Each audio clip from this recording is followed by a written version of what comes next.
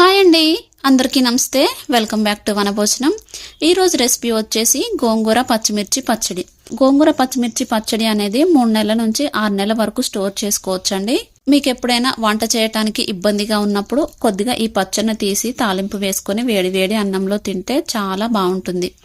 ఒకసారి నేను చెప్పే ఈజీ పద్ధతిలో ఈ గోంగూర పచ్చిమిర్చిని ట్రై చేయండి. ఎలా ఉందో నాకు కామెంట్ చేయండి. ముందుగా ప్రిపరేషన్ లోకి వెళ్ళిపోదామండి. ఈ గోంగూర పచ్చిమిర్చి పచ్చడి కోసం ముందుగా మనం 4 గోంగూర కట్టలను తీసుకొని శుభ్రంగా కడిగేసి వాటర్ ఏమీ లేకుండా ఉండేటట్టు చూసుకోండి. నెక్స్ట్ ఈ గోంగూరని కొద్దిగా చిన్న ముక్కలుగా కట్ చేసుకోవాలండి. అలా అయితేనే మనకి త్వరగా ఉడికిపోతుంది అనమాట. ఇప్పుడు 4 కట్టల గోంగూర తీసుకున్నాం కదా, ఇది దాదాపు మనకి ఒక 200 గ్రాముల వరకు ఉంటుంది. ఇప్పుడు మీ కారానికి తగ్గట్టుగా పచ్చిమిర్చిని యాడ్ చేసుకోవాలి. నేను దాదాపు ఒక 100 గ్రాముల వరకు పచ్చిమిర్చిని యాడ్ చేసుకుంటున్నానండి. ఇప్పుడు ఈ పచ్చిమిర్చిని ఒక మిక్సీ జార్లో వేసుకొని మెత్తటి పేస్ట్ లాగా గ్రైండ్ చేసుకోవాలి. ఇప్పుడు ఈ గ్రైండ్ చేసుకున్న దాన్ని పక్కన పెట్టేసి నెక్స్ట్ ఒక స్టవ్ ఆన్ చేసి స్టవ్ మీద కళాయి పెట్టేసుకొని దాంట్లోకి 1 టేబుల్ స్పూన్ మెంతులు, 1 టేబుల్ స్పూన్ జీలకర్ర, 1 టేబుల్ స్పూన్ ఆవాలు వేసేసి కొద్దిగా లో ఫ్లేమ్ మీద దోరగా వేయించేసుకోండి. ఇలా వేయించేసుకున్న దాన్ని పక్కన పెట్టేసి చల్లారనిచ్చేసేయండి. నెక్స్ట్ ఇప్పుడు స్టవ్ ఆన్ చేసి ఇప్పుడు అదే కళాయిలోకి కొద్దిగా ఆయిల్ని యాడ్ చేసుకోవాలి. ఆయిల్ కొద్దిగా ఎక్కువగానే పడుతుందండి. ఆయిల్ బాగా హీట్ అవ్వగానే దీంట్లోకి 1 టేబుల్ స్పూన్ వరకు జీలకర్ర, 1 టేబుల్ స్పూన్ వరకు ఆవాలు వేసుకోండి. ఈ ఆవాలు అనేవి కొద్దిగా చిటపట ఆడిన తర్వాత నెక్స్ట్ దీంట్లోకి మనం ముందుగా గ్రైండ్ చేసి పెట్టుకున్న పచ్చిమిర్చి పేస్ట్ ఉంది కదా, పచ్చిమిర్చి పేస్ట్ని ఆయిల్లోకి వేసేయండి. ఇప్పుడు ఈ పచ్చిమిర్చి పేస్ట్ అనేది కొద్దిగా కలర్ చేంజ్ అవ్వాలండి. అంటే పచ్చివాసన పోయి కలర్ మొత్తం చేంజ్ అయిపోవాలి. ఇప్పుడు ఈ చేంజ్ అయిన పచ్చిమిర్చి పేస్ట్లోకి వెల్లుల్లిపాయలని వేసుకోవాలి. వెల్లుల్లిపాయలు అనేవి కొద్దిగా ఎక్కువగానే పడతాయండి. పచ్చడి అన్న తర్వాత వెల్లుల్లిపాయలు కంపల్సరిగా వేయాలి. నేను ఒక 20 వెల్లుల్లిపాయలు తీసుకొని కచ్చాపచ్చాగా దంచేసుకున్నాను. కచ్చాపచ్చాగా దంచేసుకొని ఈ వెల్లుల్లి పేస్ట్ని కూడా వేసేసేయండి. ఇప్పుడు ఈ వెల్లుల్లిపాయలు కూడా బాగా వేగిపోవాలండి. ఆయిల్లోనే పచ్చివాసన అనేది ఏమీ రావద్దు. వెల్లుల్లిపాయలు పచ్చిమిర్చి మనకు కొద్దిగా కలర్ చేంజ్ అయ్యండి, కనిపిస్తుంది కదా. ఇప్పుడు ఇలా కలర్ చేంజ్ అయిపోయిన దాంట్లోకి మనం ఇందాక కట్ చేసి పెట్టుకున్న గోంగూర ఉంది కదా, ఆ గోంగూర మొత్తాన్ని వేసేయండి.